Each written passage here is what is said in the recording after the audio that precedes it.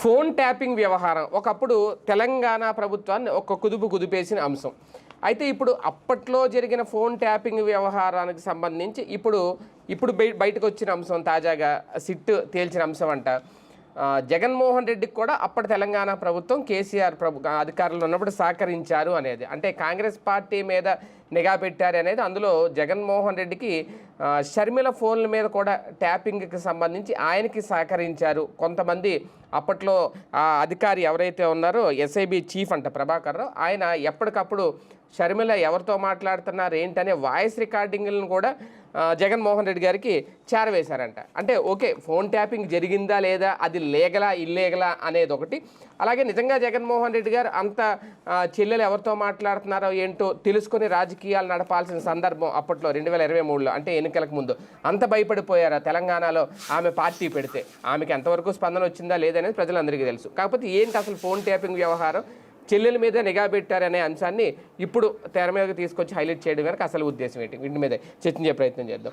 Sir, అసలు ముందు phone tapping అనేది లీగలా ఇల్లీగలా? అంటే అధికారంలో ఉన్నప్పుడు ప్రభుత్వమే చేస్తే అది ఇల్లీగల్ అవుతుందా లీగల్ అవుతుందా?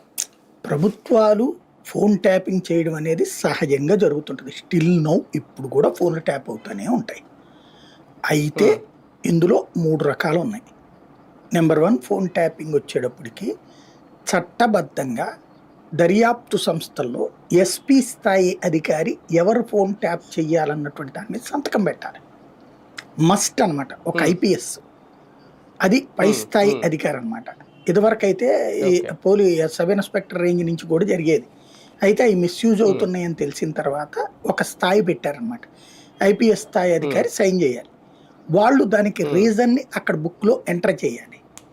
అది అసాంఘిక శక్తి, నక్సలైటు, టెర్రరిస్టు ఇట్లాంటిది అనుమానిస్తున్నాం, నేర ప్రవృత్తి కలిగిన వ్యక్తి ఇతనిది అన్నటువంటిది మెన్షన్ చేస్తూ ఈ కారణంగా ఈ ఫోన్ ట్యాప్ చేయమని చెప్పేసి సదరు సంస్థలు లైక్ ఎయిర్టెల్లో, జియోనో, బిఎస్ఎన్ఎల్లో అట్లాంటి వాళ్ళకి ఇంటిమేట్ చేసి వాళ్ళ చేతన రికార్డు చేయించి ఆ రికార్డులు ఎన్నో తారీఖు నుంచి ఎన్నో తారీఖు దాకా చెయ్యాలి అన్నది వాళ్ళకి ఇచ్చి ఆ డేటాని తీసుకోవడం.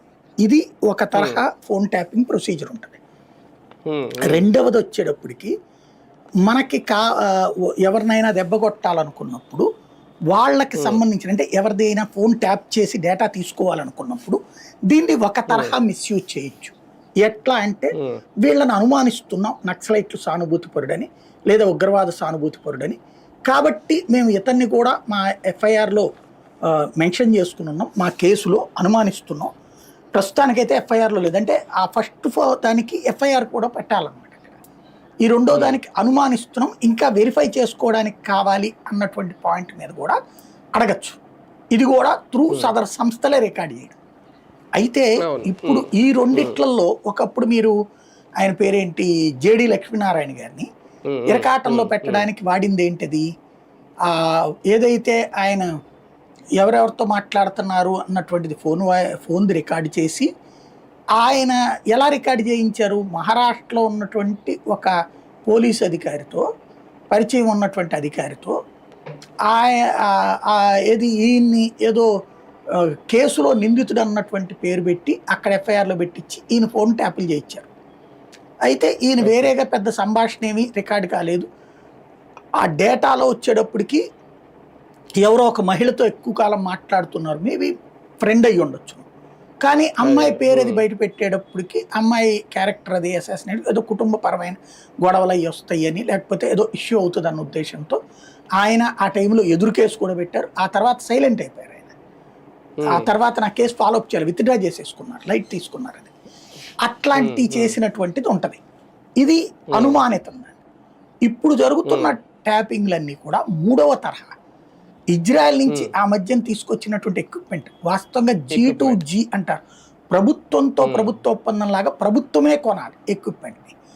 దాన్ని ప్రభుత్వం వాడేటప్పుడు పారామీటర్స్ ఉంటాయి, అది ఎవరెవరి చెయ్యాలి ఏంటి అన్నటువంటి. ఇది కేంద్ర ప్రభుత్వ పర్మిషన్ లేకుండా రాష్ట్రాలు ఫోన్ ట్యాపింగ్ ఎక్విప్మెంట్ కొనకూడదు. కొంటే నేరం, కొన్నటువంటి దానికి నేరం, అమ్మకూడదు కూడా ఇజ్రాయెల్. ఇక్కడ రాష్ట్ర ప్రభుత్వాలు ఎవ్వరూ కూడా కేంద్ర ప్రభుత్వం అనుమతి తీసుకోవాలి, కానీ కొనేశారు. ఎలా కొన్నారు? ప్రభుత్వం డబ్బులతో కాకుండా వీళ్ళు ప్రభుత్వం ఒక ఎండార్స్మెంట్ ఇచ్చి ఆ సంస్థకి మేము చెప్తున్నాం సో సంస్థ మా తరపున కొంటది అని ఎండార్స్మెంట్ పేపర్ ఇచ్చేసారు. అది ఇక్కడ రికార్డులో చూపించాలి. వీళ్ళకి సన్నిహితులు ఎవరితో ఒకళ్ళతో డబ్బులు పెట్టించుకొని ఇచ్చేసారు. ఇవి ఎట్లాగుంటుందంటే ఎంత డిష్ చుట్టూత 2 కిలోమీటర్స్ రేడియస్లో ఉన్నటువంటి ఫోన్స్ అన్నిటినీ ట్యాప్ చేయొచ్చు. అప్పట్లో చంద్రబాబు గారిది ఇది వచ్చిన తర్వాత బయటకు వచ్చాక బయటపడ్డ అంశం ఏంటి? ఏదప్పుడు రేవంత్ రెడ్డి గొడవ వచ్చాక చంద్రబాబు గారి ఇంటికి 1 కిలోమీటర్ దూరంలో రోడ్డు రిపేర్ అని చెప్పేసి ఒక టెంట్ వేసుకుని ఉన్నారనమాట. అక్కడ ఇది చేశారు ట్యాపింగు అన్నటువంటి విషయం ఐడెంటిఫై అయింది. దానికి ఈ ఫోన్ ట్యాపింగ్ల కంటే ఇది చాలా పవర్ఫుల్. శాటిలైట్ ఫోన్స్ కూడా ట్రాక్ చేస్తుంది. ఇది వాట్సాప్లు కూడా ట్రాక్ చేస్తుంది. వాట్సాప్లతో పాటు అనేక ఫోన్లు ఏ ఫోన్ అయినా ట్యాప్ చేస్తుంది. ఇది ఇలాంటి ఎక్విప్మెంట్ ఇలా అమ్మకూడదని నిబంధన ఉన్న అమ్మినందుకు గాను సదరు కంపెనీ హెడ్ని అరెస్ట్ చేసి జైల్లో పెట్టింది ఇజ్రాయెల్. అరెస్ట్ చేసి జైల్లో పెట్టింది ఆ పర్సన్. శిక్ష పడింది అతనికి 3 ఏళ్ళు 4 ఏళ్ళు జైలు శిక్ష. ఇట్లాగా అంతర్జాతీయంగా తప్పు చేశారని చెప్పేసి ఆ ఎక్విప్మెంట్తో చేసినటువంటి ట్యాపింగ్. ఇది ఎవరు ధృవీకరిస్తారు? ఇవాళ మనం ఎవరి పేరైనా రాసేయచ్చు. పేపర్లు మన ఇష్టం, మన చేతిలో ఉన్నాయి. ఈ ట్యాపింగ్ ఇది ఎవడూ ధృవీకరించలేడు. ప్రభాకర్ రావు గారు చెప్పారు అన్న పేరుతో వీళ్ళు ఇష్టం వచ్చినే రాసి పడేస్తారు. ప్రభాకర్ రావు గారు ఎవరిది ట్యాపింగ్ చేశామని చెప్పాడు ఆయన ఏమైనా బయటకు వచ్చి చెప్పాడా? ఈలోపు మన చేతిలో ఉన్న media, print media, social media, electronic మీడియాలతో మనం ఏ పేరైనా రాసేయచ్చు. నరేంద్ర మోడీ ఫోన్ కూడా ట్యాప్ చేశాడు. ఇప్పుడు జడ్జిలను బెదిరిస్తున్నారు. అదిగో జడ్జిల ఫోన్లు కూడా ట్యాప్ చేశారు. ఇట్లాగా వాస్తవంగా ఫోన్ ట్యాపింగ్లు ఖచ్చితంగా జరిగి తీరతాయి. ఇది మనకి తెలిసి జర్నలిజం ఫీల్డ్లో సీనియర్లకి తెలుసు, పోలీసులకి తెలుసు. ప్రతి ఒక్కళ్ళ హయాంలో ఫోన్ ట్యాపింగ్లు జరుగుతాయి. అయితే ఎవరి అవసరము అన్నటువంటిది ఆ కన్సర్న్ పర్సన్స్ డిసైడ్ చేసుకుంటారు. ఇక్కడ ఫోన్ ట్యాపింగ్ జరగలేదు అని నేను చచ్చినా చెప్పను, జరిగినే ఉంటుంది. కానీ అంటే సర్వీస్ ప్రొవైడర్ తో సంబంధం లేకుండా నిఘా వ్యవస్థలు కూడా ట్యాప్ చేయాలి. అదే చెప్తోంది. అదే ఈ ఎక్విప్మెంట్ ఇజ్రాయెల్ కిట్ ఏదో అన్నారు కదా, అది అలా దాంతోనే జరిగితే ధృవీకరించలేము. ఎవరు చేశారన్నది చెప్పలేము. ఎందుకు? అక్కడ ఏమన్నా రికార్డులు దొరికితే ఓకే. ఇప్పుడు ఈ 100 మంది సాక్షులు 1000 మంది సాక్షులు నా ఫోన్ ట్యాప్. ఇప్పుడు నాకు కొన్ని ఫోన్లు వచ్చినాయి, నేను ఎవరితోనో మాట్లాడానని చెప్పేసి, లేకపోతే నేను ఎవరికో మెసేజ్ ఇచ్చానని నేను ఏదన్నా ముక్క అనేసాను అనుకోండి, దాని ఆధారంగా ఏం చేస్తారు? ఆ మధ్యన ఇట్లాగే రాహుల్ గాంధీ ఇల్లు రచ్చరచ్చ చేస్తే ఈ ఫోన్ ట్యాపింగ్ చేయాలంటే దీంట్లో ఒక రకమైనటువంటి బగ్గు ఉండాలి. అట్లాంటి ఏ ఉన్నాయో మీ ఫోన్లన్నీ ఇవ్వమని చెప్పి సుప్రీంకోర్టు అదే ఎక్విప్మెంట్తో, ఇజ్రాయెల్ ఎక్విప్మెంట్తోనే చేశారని చెప్పారనమాట. చెబితే ఇవ్వమన్నారు. వీళ్ళందరూ ఐఫోన్లే కదా, నాన్ ట్యాపింగ్ మా దగ్గర మెసేజ్లు వచ్చినాయని కూడా చెప్పారు. మామూలుగా ఏదో ట్రై చేశారనుకోండి, ఇప్పుడు మనకి ఫేస్బుక్ కానీ వీటిలోకి ఎవరన్నా ట్రై చేశారనుకోండి, మనకి మెసేజ్ వద్దు ఇది ఎవడో ట్రై చేస్తున్నాడు అనేసి.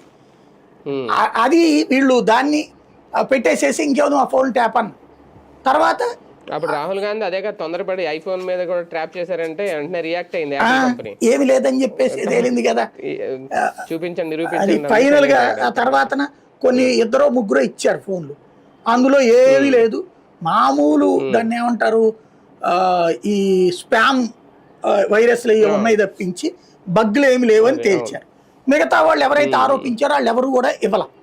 ఇప్పుడు ఫోన్ ట్యాపింగ్ జరిగిందా లేదంటే మేబీ ఇవాళ మీరు నరేంద్ర మోడీ ఫోన్ ట్యాప్ చేశారు, supreme court chief justice phone tap చేశారని కూడా పేపర్లలో రాసేయచ్చు. ఎందుకంటే ఇవాళ పేపర్కి ఒక అడ్డు అదుపు ఏం లేదు. ఎవరి మీద ఏది పడితే అది రాసేసేస్తున్నారు.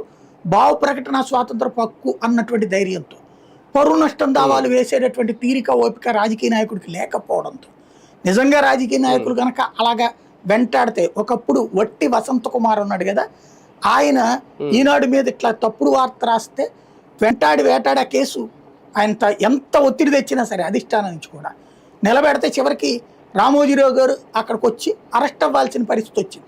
సుప్రీంకోర్టు చివరి నిమిషంలో ఆయనకి బెయిల్ ఇవ్వాల్సి వచ్చిన పరిస్థితి వచ్చింది.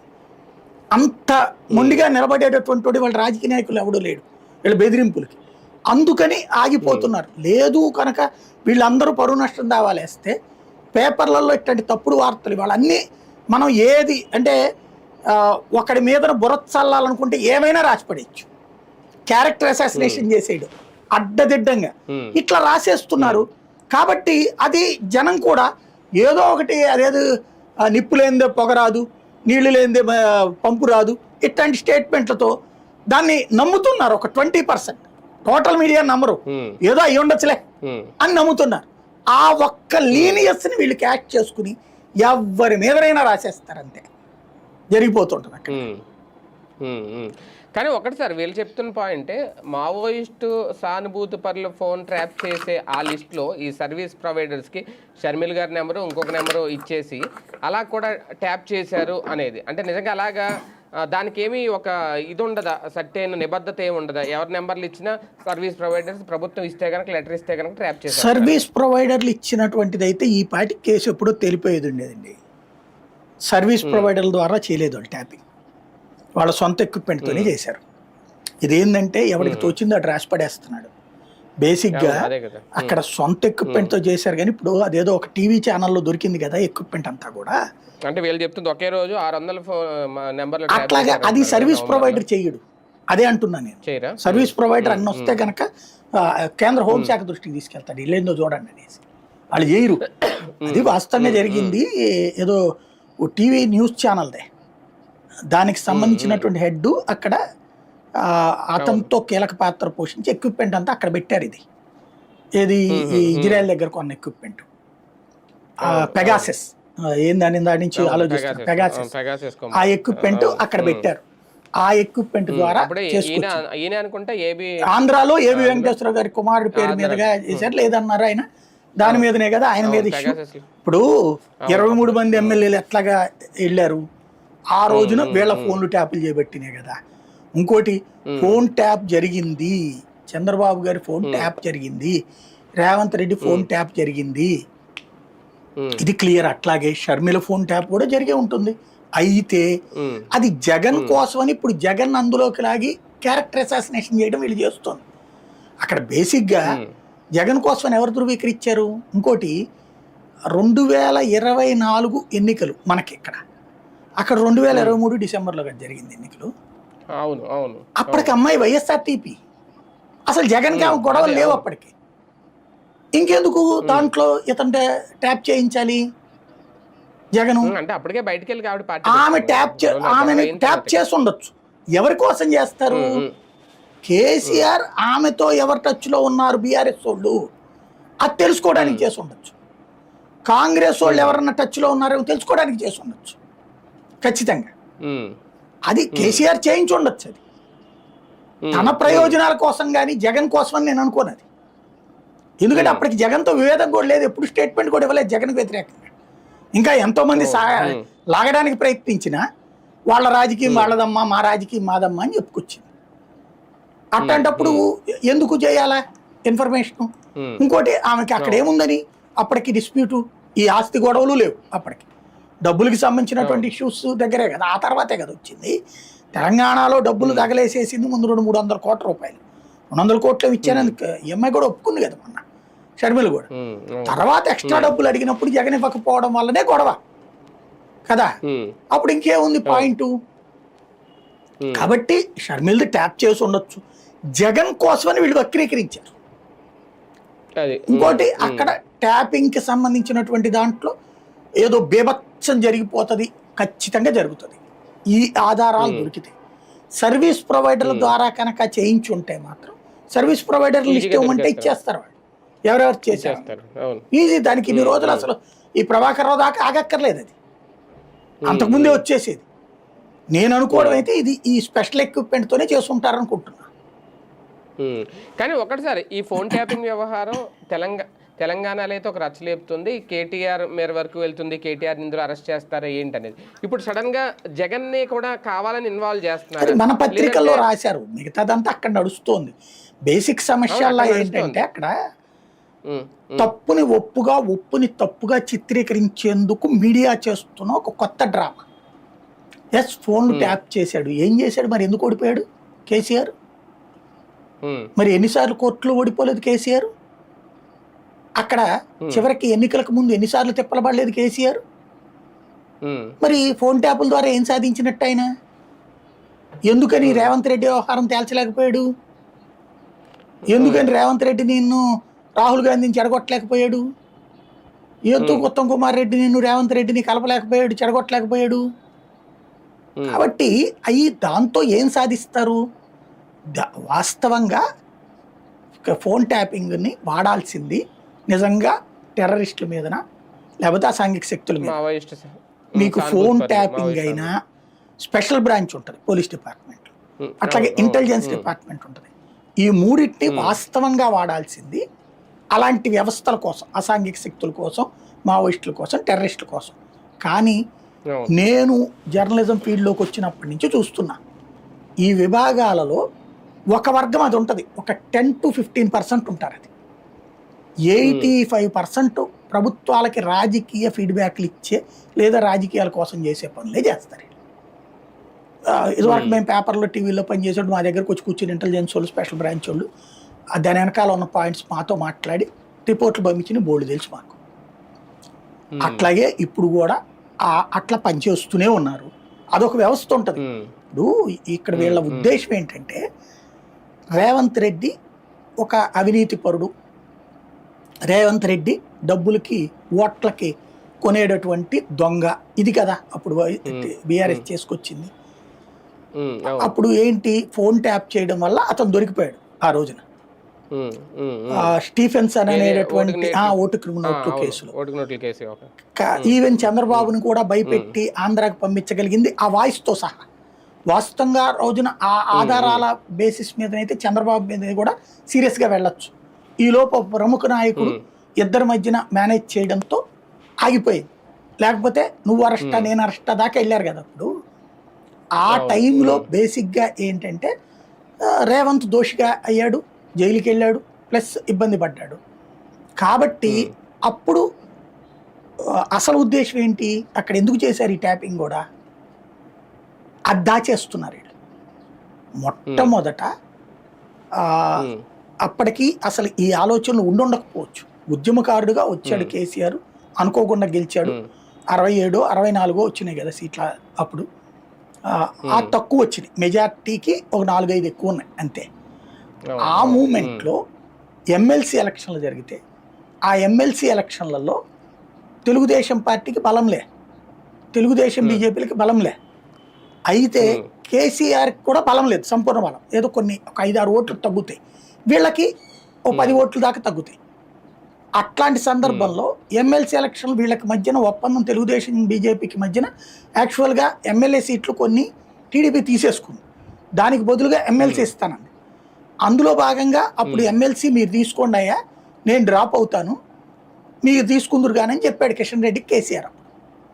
చెబితే వీళ్ళు ప్రిపేర్ అయ్యారు. కానీ చిట్ట చివరి నిమిషంలో చంద్రబాబు నాయుడు అధిష్టానానికి చెప్పాడు, బీజేపీ అధినాయకత్వానికి, మేము వేరే స్కెచ్ చేస్తున్నాం, ఇది వదిలేసుకోండి మీరు, మేము మా అభ్యర్థిని పెట్టి గెలిపించుకుంటాం అని చెప్పేసి. అదేంటి ఓట్లు లేకుండా ఎట్లా అంటే, ఎందుకంటే వీళ్ళిద్దరికి కలిపి 20 ఉన్నాయి అప్పుడు. ఏది 15 ప్లస్ 5 కదా అప్పుడు వీళ్ళిద్దరికి కలిపి ఉన్నటువంటి సీట్లు. టీడీపీకి 15, వీళ్ళకి ఒక 5 ఆ టైంలో ఉన్నటువంటిది. కాబట్టి ఎట్లా సాధ్యం అంటే, మేము చూసుకుంటాం, దానికి వదిలేసేయండి మీరు అన్నారు. అప్పుడు వేం నరేందర్ రెడ్డి ధనవంతుడు కాబట్టి అతను ఒక్కొక్కరికి 5 కోట్లు ఖర్చు పెట్టుకునేటట్టు అయితే జరిగేటట్టు. అప్పుడు ఏం చేశారు, ఈ ముత్తయ్య తర్వాత ఇంకొక 2-3 ఎవరు సండ్ర వెంకట వీరయ్య, ఈయన్, వీళ్ళందరూ కలిసి ఎర్రబెల్లి దయాకర్ రావు, వీళ్ళందరూ కలిసి వీళ్ళందరికీ ఎమ్మెల్యేలతో మాట్లాడారు. ఇప్పుడు రాజయ్య ఉన్నారు కదా, ఈ రాజయ్య దగ్గర వీళ్ళు ఇరుక్కుపోయారు. అప్పుడు జరిగిన గొడవ ఏంటంటే, 2 రాజయ్యలు ఉన్నారు అక్కడ ఎమ్మెల్యేలు. ఈ ఒక రాజయ్య ఒప్పుకున్నాడు 5 కోట్లు తీసుకుని ఓటేయడం. ఈ ఒప్పుకున్నటువంటి వాళ్ళకి అడ్వాన్సులు ఇచ్చారు, 5 కోట్లకు కానీ 50 లక్షలు, ₹1,00,00,000 అట్లా అడ్వాన్స్ ఇచ్చారు. ఈ అడ్వాన్స్ ఇచ్చాక నువ్వు రిసీవ్ చేసుకున్నావా లేదా అనేది ఎట్లా చెప్తారు, ఓసారి క్రాస్ చెకింగ్ చేసుకుంటారు. అట్లా క్రాస్ చెక్ చేస్తున్న క్రమంలో ఈ రాజయ్యకి చేయబోయి ఆ రాజయ్యకి ఫోన్ చేశారు వీళ్ళు. ఆ రాజయ్య వీరవిధేయుడు కేసీఆర్కి. అవును. నాకు డబ్బులు ఏంది అని చెప్పేసి అడిగారు. ఉమ్, ఇది ఆ ప్రముఖ నాయకుడు ఎవరో నాకు తెలిసి ఈ కథ అంతా అప్పుడు రేవంత్ రెడ్డితో ఉమ్, జైలు నుండి బయటకు వచ్చాక ఫస్ట్ ఇంటర్వ్యూ చేసింది నేనే, ఆయన ఊరెళ్ళి మరి.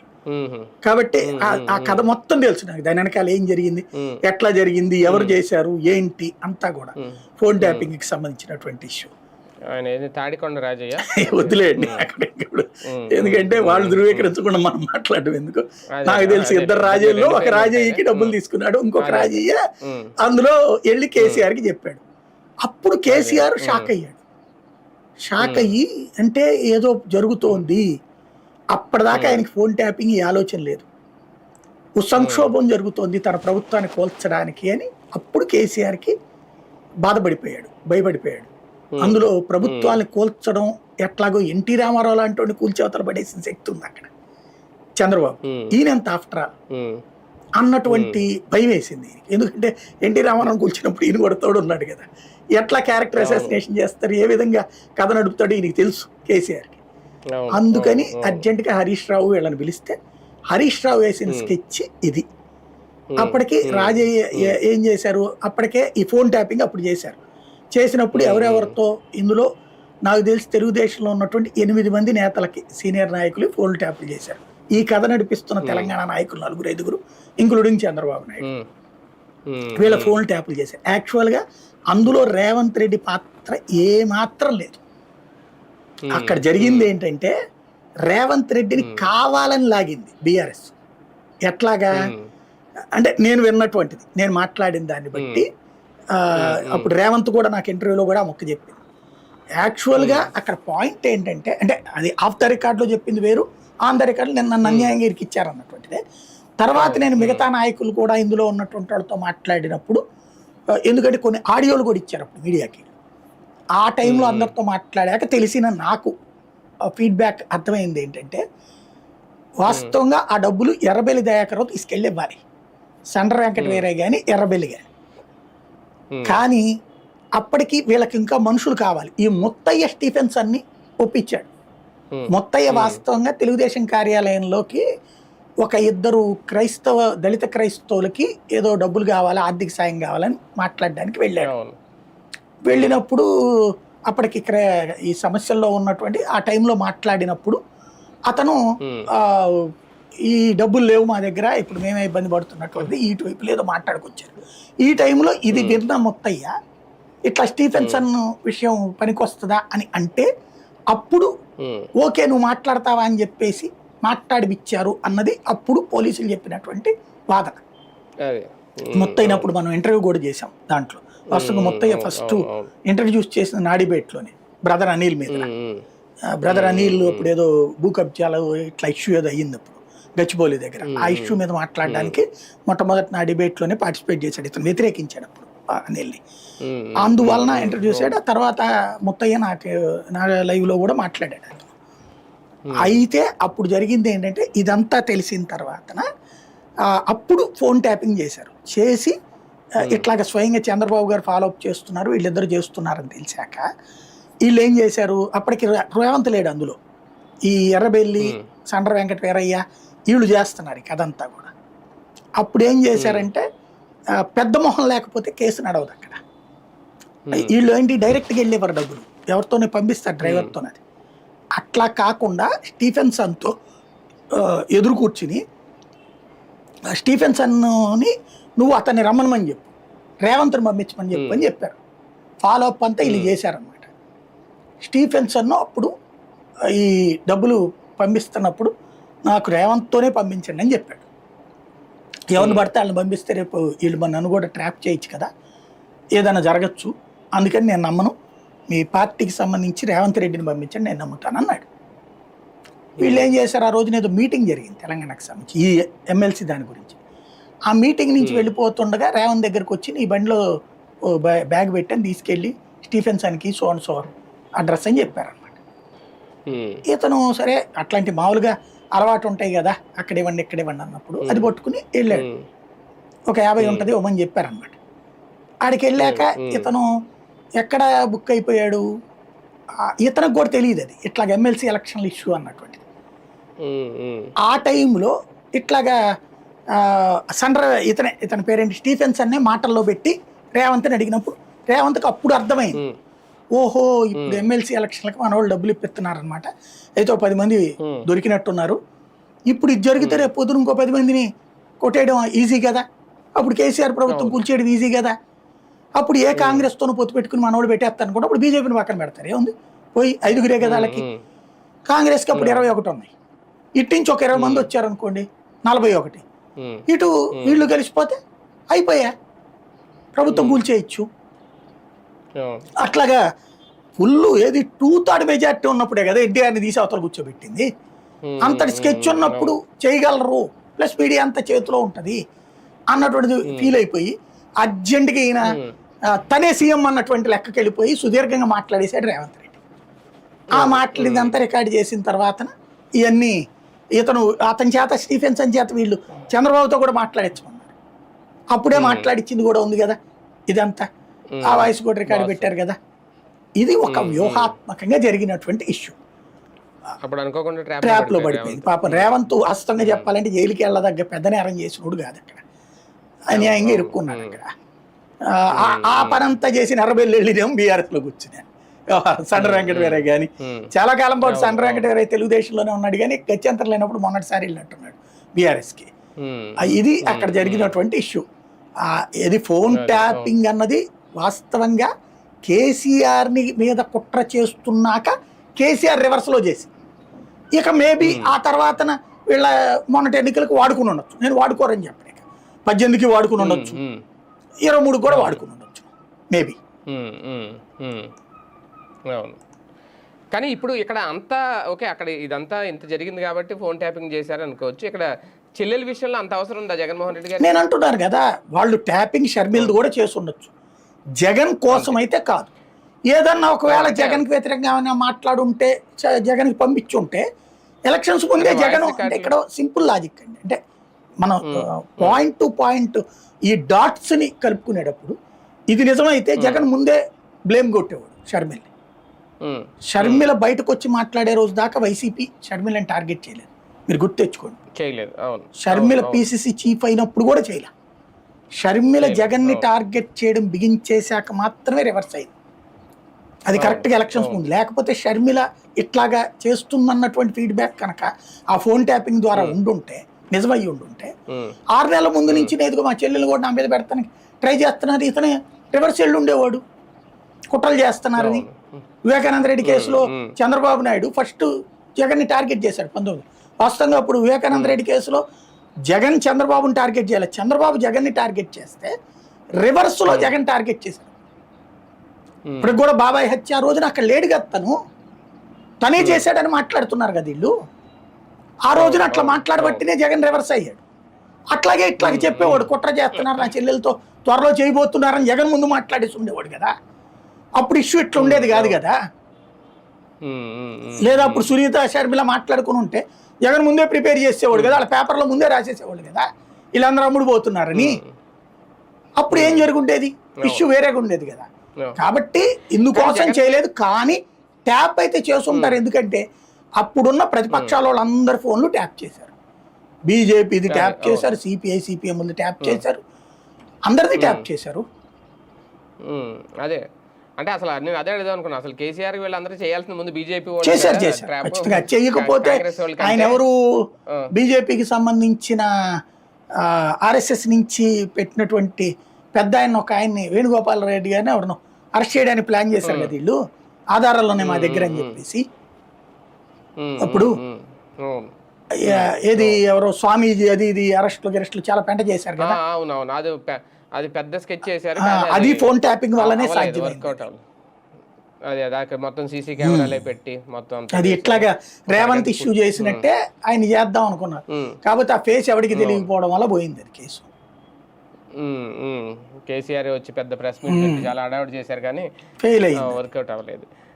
అప్పటికే అర్థమైపోయింది ఆ కేసు జరిగినప్పుడే, బీజేపీకి సంబంధించిన కేసు జరిగినప్పుడే ఓహో వీళ్ళు ఏదో ఫోన్ ట్యాపింగ్ బాగా చేస్తున్నారు, అప్పుడే అర్థమైపోయింది అంతే. అదే బీజేపీని ఇన్వాల్వ్ చేయాలి, బీజేపీని టార్గెట్ చేయాలి అనుకున్నారు, అవ్వలేదు, అది ఒక్కటైతే అవ్వలేదు. ఫైనల్గా. కానీ ఒకటి సార్, ఫైనల్గా అంటే జగన్మోహన్ రెడ్డి గారి మీద ఇప్పటికే పెడుతున్న చాలా కేసుల్లో ఇప్పుడు ఇది కేసీఆర్తో పాటు జగన్ కూడా ఇందులో లాగడం అనేది ఒక అడిషనల్ బోనస్. ఏముండదు, చంద్రబాబు గారికి ఆ, శిష్యుడు ఇస్తున్న గిఫ్ట్ అని కూడా నేను అనుకోలేదు. రేవంత్ చేపిస్తున్నది కూడా కాదు.